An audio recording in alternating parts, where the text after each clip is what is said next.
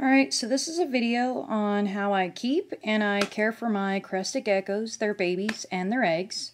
As you can see, I keep everything in plastic bins and critter keepers. Now, the reason that I can do this is because crested geckos, they don't really require any additional heat. They prefer room temps. So as long as your house does not go below, I'd say about 60 degrees, you don't really need any additional heat.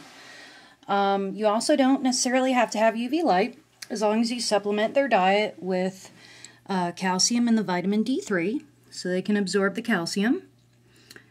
Now, these little babies, I keep them in little critter keepers. You'll see that they're lined with paper towel, and they just have a couple of plastic plants to roam around and hide in. These are actually cupcakes babies. Now, the reason I keep them on the paper towel is because little geckos, if you put them on substrate like dirt or bark, eco earth, sand, anything like that, they can accidentally ingest it, become impacted, and because they can't, poop it out, they'll end up dying, which sucks. Nobody wants a dead gecko. Now you also see in here, I've got those little lids. You can see in this one. What's inside these little lids are Crested Gecko diet. It's actually a meal replacement powder. And it has everything that Crested Geckos need, nutritionally wise, and vitamins and calcium. Here's a cute little baby. And it's really easy to make. You just add water to it and mix it up.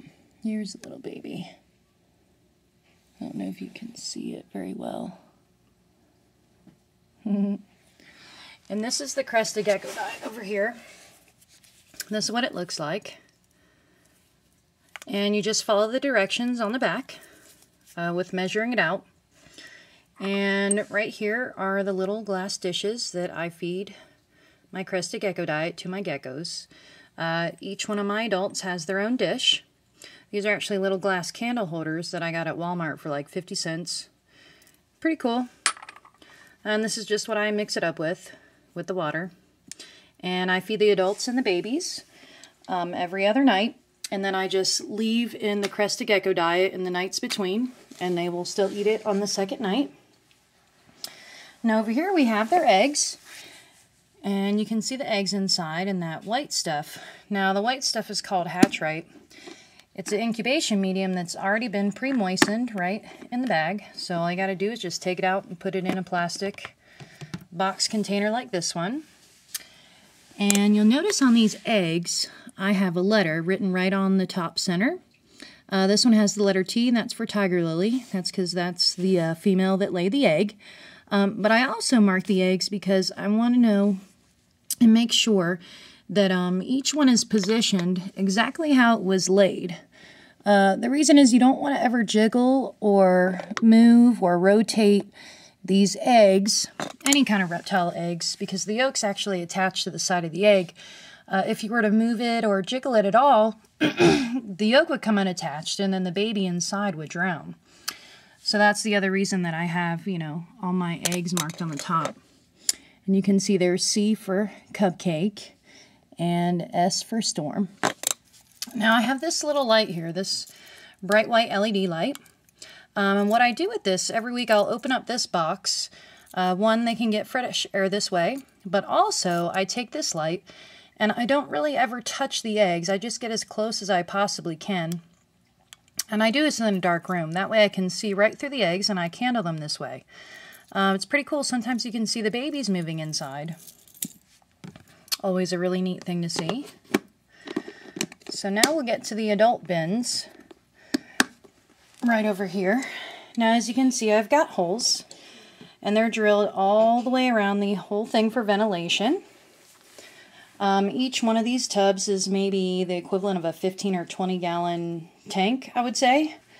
Now on the top of each corner I have a name written down, and that's the gecko that lives in the bin. This one's Goliath. He's one of my males. So I'll open this up for you. Now the cool thing about these bins, because they're not screen top, they actually hold in the humidity very, very well. So I only have to mist these guys about once once a day, and I just do it at night before I go to bed. Now the babies, since they have more of a similar to a mesh type top, I mist them twice a day, once in the morning and once at night. Now they do drink up the water droplets. They usually don't ever drink from a water bowl, so that's always very important. You spray enough in there. Then there's Goliath. I'm not really sure if he'll want to come out or not. So as you can see, I've got these vines. I usually buy them in a roll of 10 feet. Now 10 feet will actually go in 3 of these bins.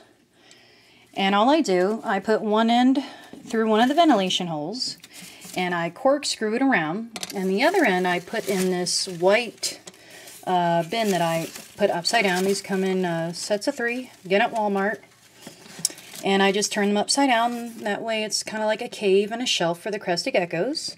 They really seem to like it. You can see the bottom is lined with newspaper. Very, very easy to clean.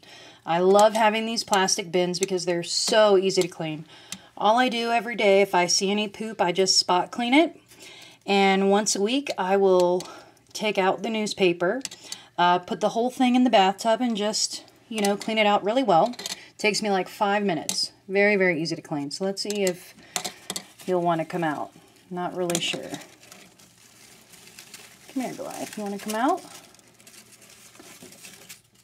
There we go. Oh, I guess not. Let's try this again. Oh, here he is. So this is Goliath, and he's actually one of the biggest crested geckos I've ever seen. I think he's just a huge beast. Look at the tail on that guy. Very pretty boy, too.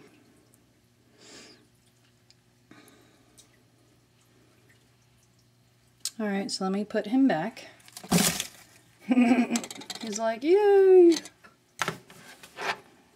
Alright, so all my Crested Gecko bins all look exactly the same inside. The only difference between the males and the females, which I'm about to show you, I set it down right here. And this is Cupcake's bin. The only difference is the females have a lay box, and that is under their little shelf cave area right here. And I'll show you what that looks like. And again, it's just a little plastic like sandwich box, and it's just filled with damp moss, as you can see. Now, how I check for eggs, I just lift up the box, and if I see 2 white dots underneath, I know that those are the eggs, and I know right where they are. And then I just gently remove them and put them right here with all the other eggs. So let me put this back in here, in her shelf. Let's see, she wants to come out. Alright, so here's Cupcake. You guys probably seen her from some of my other videos. She's actually almost 9 years old now. She used to be really bright red, but since she's gotten older, she's turned lighter. She's like, when she fires up, she's like a pink color, and then yellow on the top. See her? You want to hold her? There you go. Alright, so here's the top view. And again, these are very, very easy to keep clean, and very cool because you can just stack them right up against the wall. And let me see if I can get a little baby out and show you.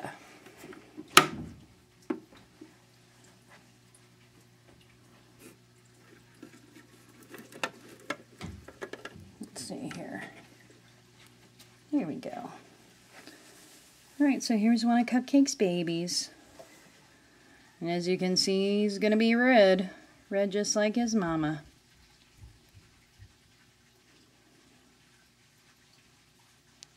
They're so cute. Alright, and that's the end of my video.